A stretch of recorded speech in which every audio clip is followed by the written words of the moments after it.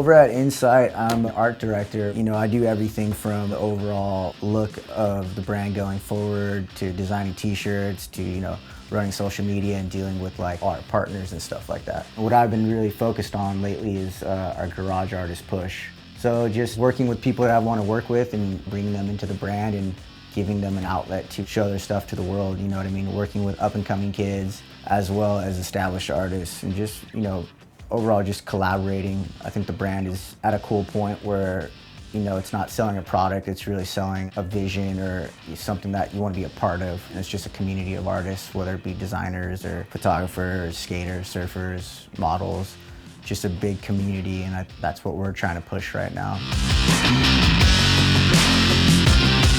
My early influences would be like drawing on my grip tape in like 6th grade. It's like, you know, redoing like Mark McKee graphics from like World and Blind, the Wet Willie, Devilman, the Blind Reaper. I would always redraw those guys, along with the punk flyers of like Raven Pettibone and stuff. Punk was a big influence on me, just being from the beach cities and all the heavyweights that come with the South Bay and, you know, the hardcore scene in the 80s and late 70s.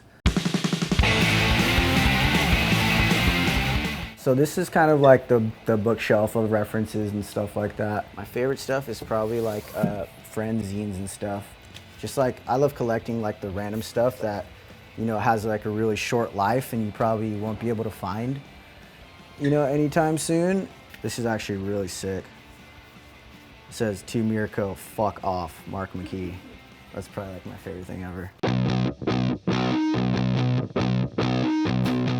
I did this one for Active. Here's the actual drawing of it. And then I scan it and color it on the computer and add colors and stuff like that. And this is kind of like the easy process for me because a lot of my work revolves around graphics, skateboard graphics, t-shirts, and not so much a finished like final art product. It's just more about the process. So I liked it so much that I actually did a gouache painting of it for an art show I did. And it's like, I redid it like 3 times before I finally got it to what this was.